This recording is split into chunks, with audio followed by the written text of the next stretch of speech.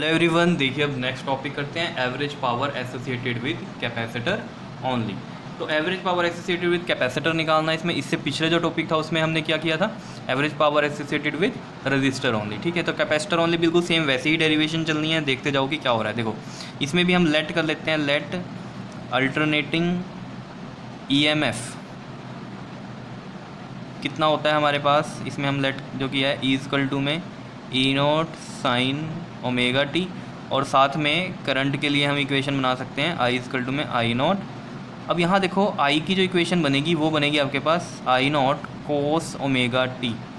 ये कहाँ से ली हमने, आई इक्वल टू में आई नॉट कोस ओमेगा टी। अगर आपको कैपेसिटर का याद है, वेव फॉर्म भी अगर आपको याद हो, या जब हमने सर्किट एनालिसिस में सर्किट कंटेनिंग कैपेसिटर ओनली किया था तो वहाँ पर आई की जो वैल्यू आई थी वो I naught cos omega T I थी। ठीक है, और फिर अगर याद हो आपको, कोस को हमने चेंज कर दिया था इस तरीके से, कोस को चेंज किया था साइन ओमेगा टी प्लस में पाई बाय 2, इस तरीके से लिखा था। ठीक है ना, क्योंकि कोस थीटा क्या होता है आपके पास, कोस थीटा क्या होता है आपके पास साइन 90 प्लस थीटा, थीटा क्या है यहाँ पर ओमेगा टी, तो मैं इसको ऐसे लिख सकता हूँ साइन 90 प्लस में ओमेगा टी, और ऐसे भी लिख सकता हूँ ओमेगा टी प्लस में 90, और 90 को पाई बाय 2। ठीक है ना, 90 को तो साइन ओमेगा टी प्लस में पाई बाय 2 ऐसे भी हम लिख सकते हैं, और यहाँ भी कोस ओमेगा टी। ये सब मैंने आपको समझाया हुआ है। ठीक है, तो आई की जो वैल्यू है वो याद रखना, यहाँ पर क्या होगी आपके पास I naught cos omega T. Clear, और ये हमें इक्वेशन पता है कि कहाँ से ये आई थी।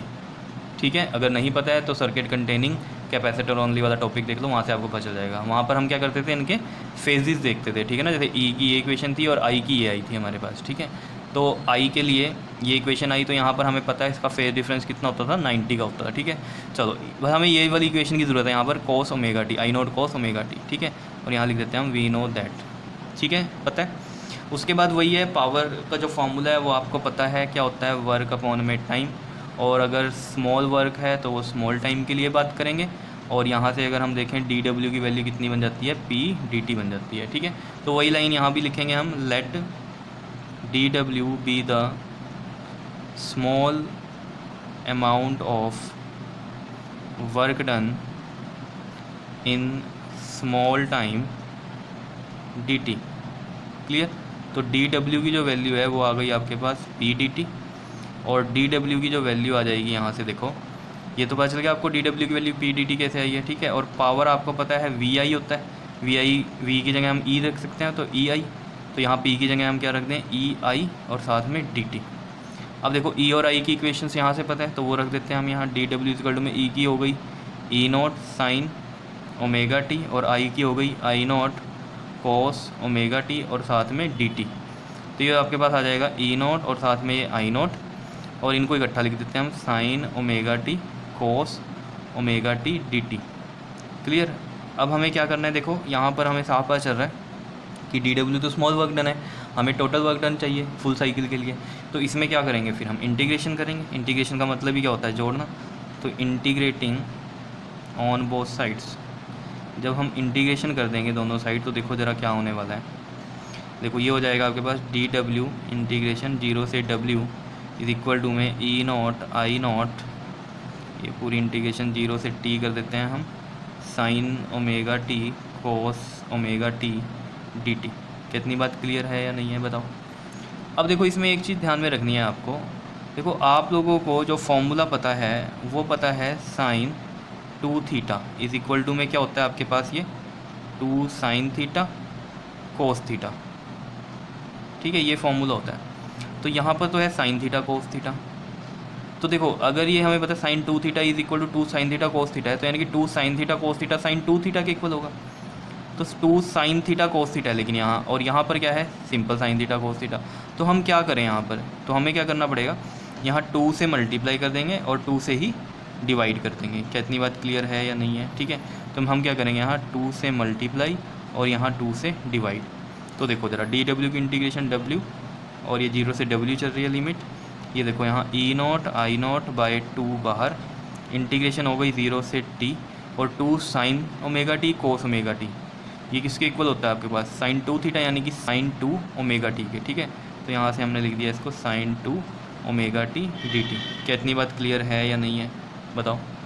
अब साइन नॉर्मल आ गया ये, तो साइन की इंटीग्रेशन क्या होती है आपके पास, माइनस कोस, ठीक है।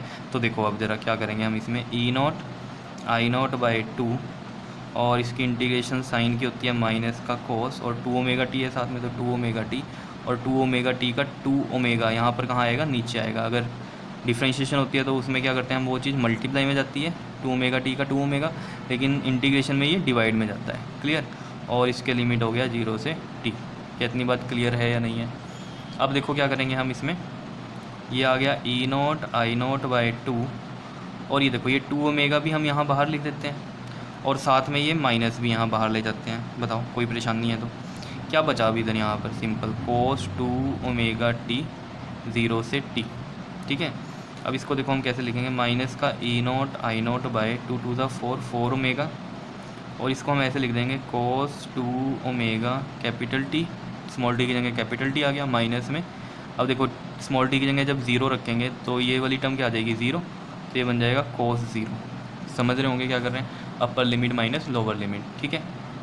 अब देखो माइनस का E naught I naught by में 4 ओमेगा। अब देखो ज़रा यहाँ से ध्यान दो, ओमेगा की वैल्यू हम रख सकते हैं, देखो ओमेगा की वैल्यू हम रख सकते हैं 2 पाई बाई टी, समझ रहे हो। तो यहाँ लिखेंगे हम, देखो कोस 2 पता है ना कैसे रखी है, ये ओमेगा होता है आपके पास 2 पाई एफ और एफ़ की वैल्यू होती है 1 बाई टी, तो 1 बाई टी रख दिया, ठीक है। 2 इंटू में ओमेगा की वैल्यू हो गई 2 पाई बाई टी, क्योंकि ऊपर भी टी है इसलिए टी टर्म्स वाले ओमेगा को हमने रखा है, ये इससे कैंसिल हो गया।